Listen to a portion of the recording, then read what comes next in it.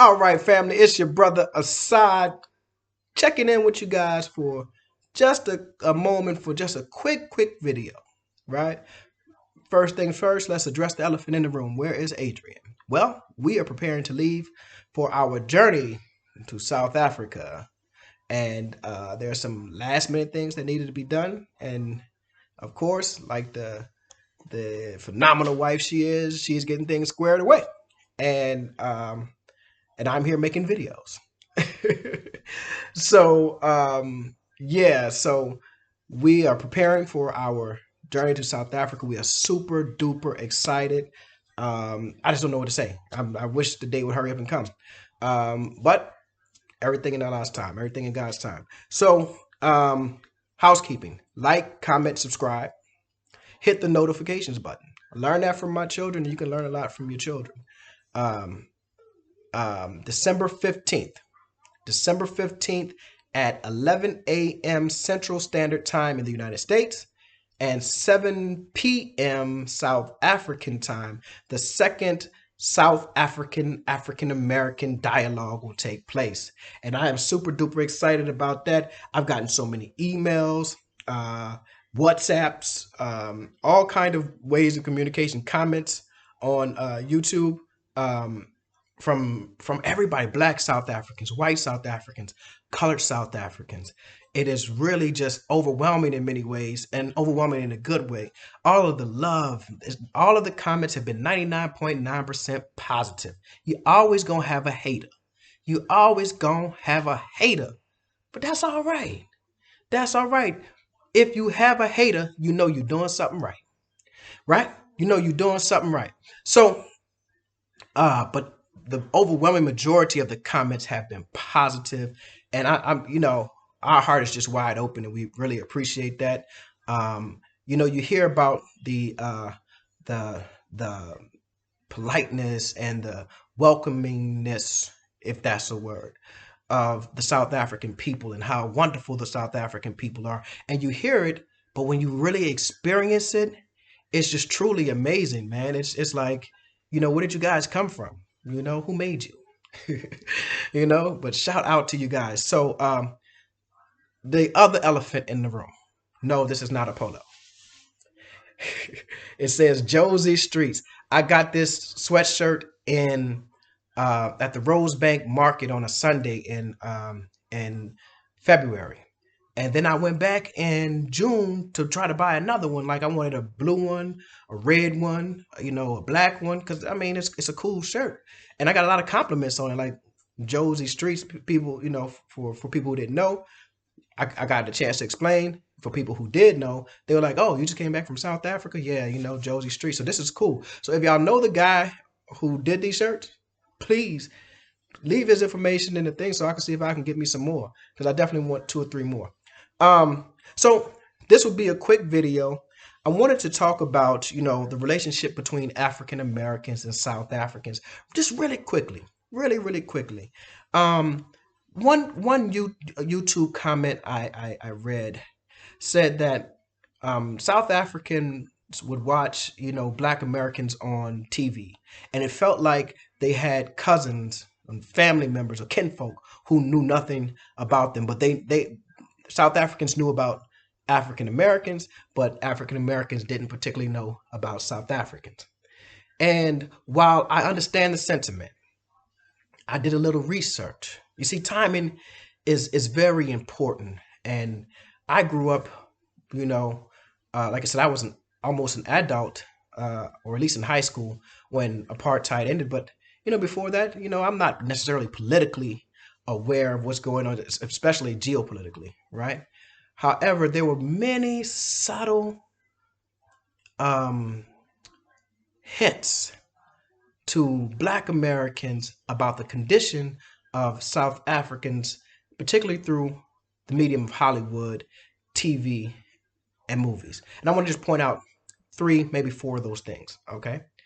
Uh, Whereas I would agree, en masse, most Black Americans might not have known exactly what was going on in South Africa.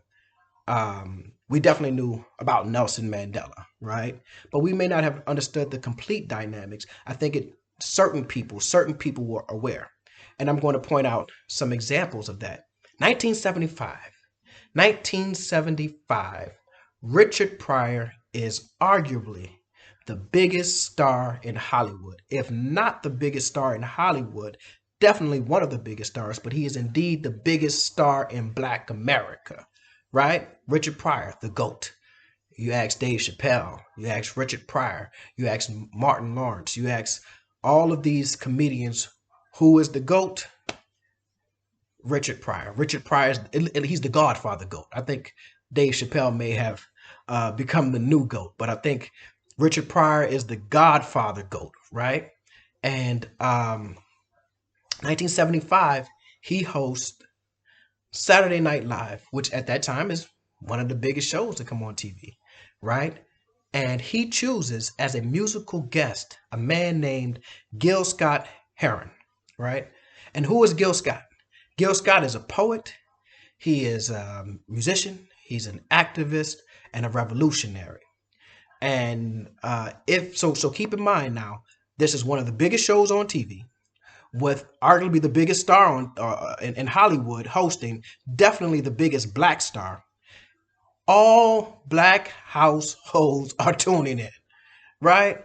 I talked to my uncle. I talked to a few other people who could actually remember where they were in 1975 when Richard Pryor is hosting SNL, right? So this is a major deal, you know. Richard Pryor is hosting SNL, so Black households are tuned in. Gil Scott is chosen to be the musical guest. The first song Gil Scott does is from an album called From South Africa to South Carolina. That's the name of the album.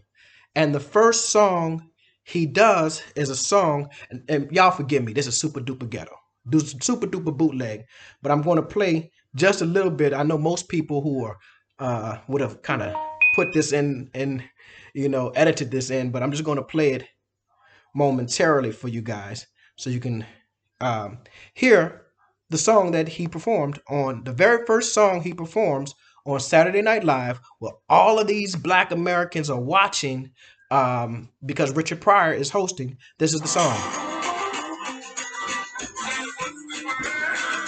Tell me, brother, have you heard from Johannesburg? Yeah. Sister woman, have you heard from Johannesburg? All right, I'm not going to insult you by keep playing the song from my phone. But he plays a song called Johannesburg, dedicated to the brothers and sisters in South Africa. We have, again, let me paint the picture. We have millions of Black Americans watching because of Richard Pryor, watching SNL because of Richard Pryor.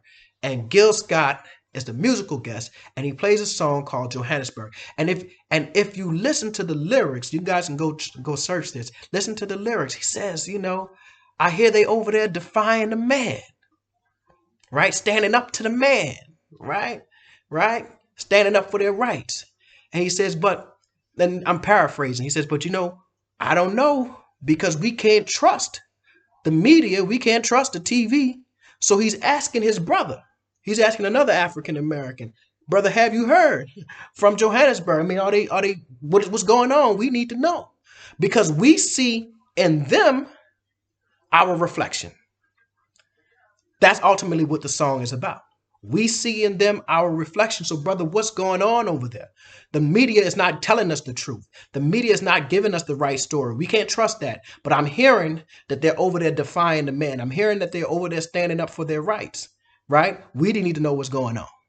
We need to know what's going on, because those are our brothers and sisters over there. I mean, it's really profound when you think about it. And when you think about the platform that he does this on, right? He does this on, again, all black eyes, all eyes on me, Tupac said, right? All eyes on me, all eyes are on Gil Scott when he does this. So it's very profound. So there you go, there is again, it's not really subtle, but this is not like a mass movement. But watch this.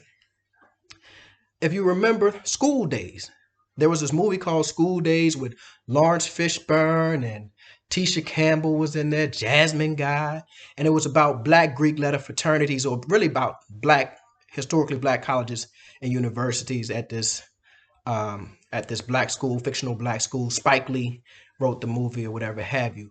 But one of the issues, and it dealt with several issues. It dealt with colorism. It dealt with black fraternities and sororities. It dealt with black college students versus poor, or not poor, pardon me, versus non-collegiate black people who didn't go to college or whatever. So there were many dynamics in this film, but one of the issues that Lawrence Fishburne's character was concerned with was apartheid in South Africa. Again, it wasn't the central theme of the movie, but kind of a subtle introduction to put this on the mind. This was a pretty big movie in the black community. So we have Gil Scott-Heron on Saturday Night Live. We have school days. Then for my Cosby Show fans, right? Cosby Show, I heard, was a pretty big show in South Africa. Sandra, the oldest daughter, right? Sandra, the oldest daughter, she married a man named Alvin, and they had some twins, or they had a set of twins, and those twins were named Winnie and Nelson. And in one of our previous videos, I should say, I actually edited in the scene where the names are announced. There's nothing, no fanfare. There's no, oh, great, you named him after Winnie and Nelson. It was a subtle nod, right? A kind of subtle nod, right? Winnie and Nelson. It was a subtle nod to our South African family. Also, if you watch A Different World, which was a spinoff show from The Cosby Show, if you watch A Different World, there were at least 2 separate episodes on apartheid, right? Divesting from South Africa because of apartheid.